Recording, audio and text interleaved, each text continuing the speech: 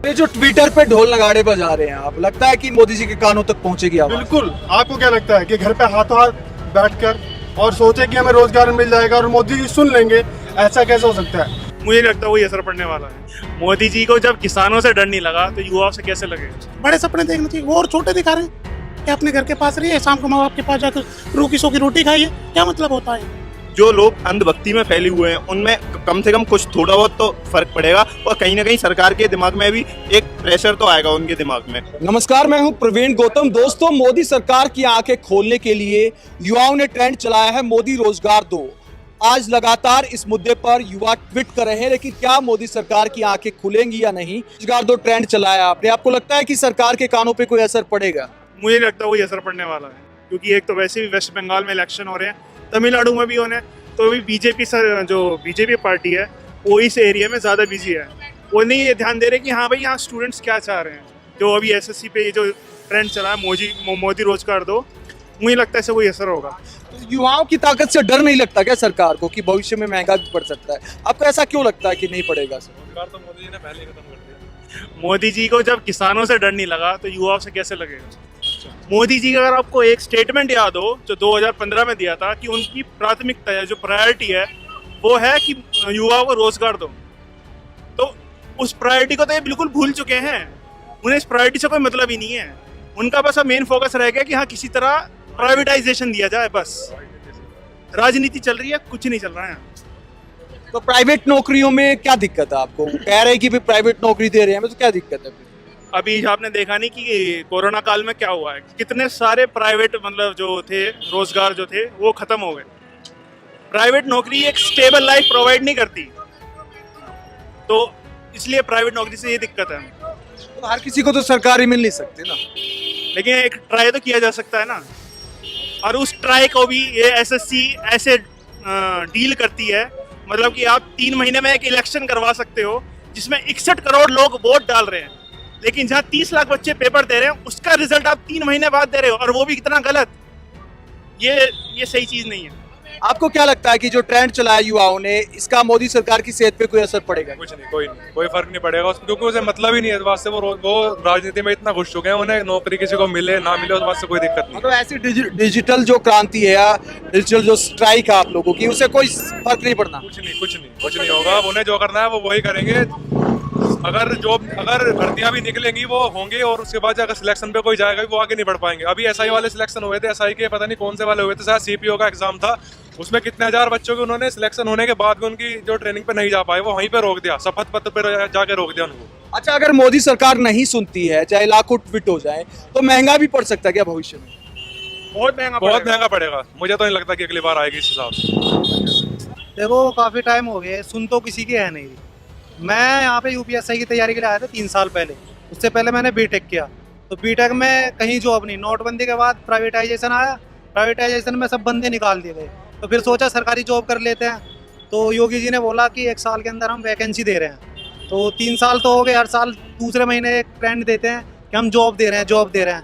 तो अब तो इकोनॉमिक प्रॉब्लम भी इतनी बढ़ गया है कि अब जॉब तो रहेगी। ये जो मोदी रोजगार ट्रेंड आपने चलाया, लगता है कि सरकार सुनेगी, कोई सेहत पे असर पड़ेगा क्या?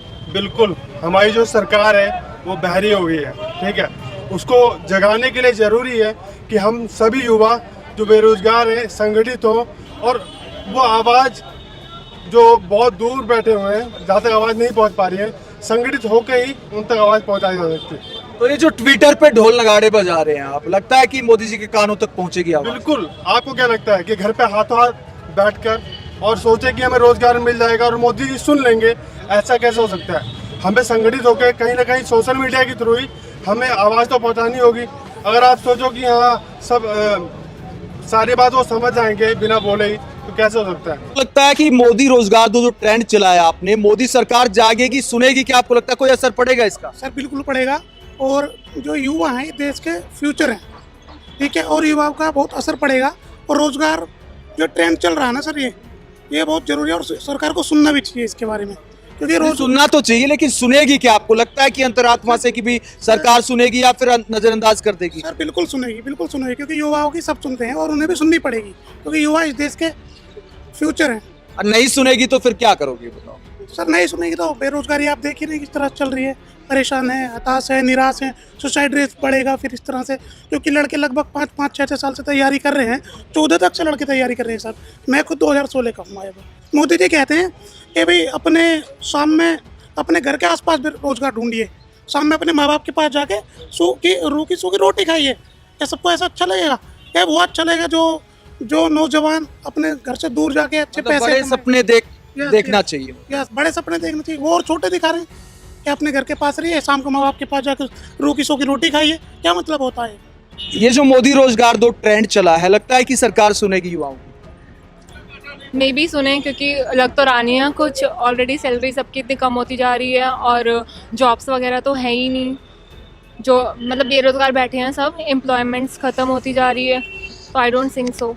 आपको लगता है ये जो ट्रेंड चला है मोदी रोजगार दो, सरकार की सेहत पे कोई असर पड़ेगा क्या इसका? पढ़ना तो चाहिए, क्योंकि काफ़ी बच्चे बेरोजगार घूम रहे हैं यहाँ पे, सब आते हैं और जॉब मिल ही नहीं रही है कहीं पे भी, किसी भी एरिया में, गवर्नमेंट सेक्टर में मोस्टली। आप किसकी तैयारी कर रहे हैं? एसएससी की तैयारी कर रहे हैं। तो एसएससी में जो सालों लग जाते हैं भर्तियां होने में, तो लड़कियों को कितना मुश्किल आता है खुद को यहाँ पे सस्टेन करना या फिर अपने सपने पूरे करना?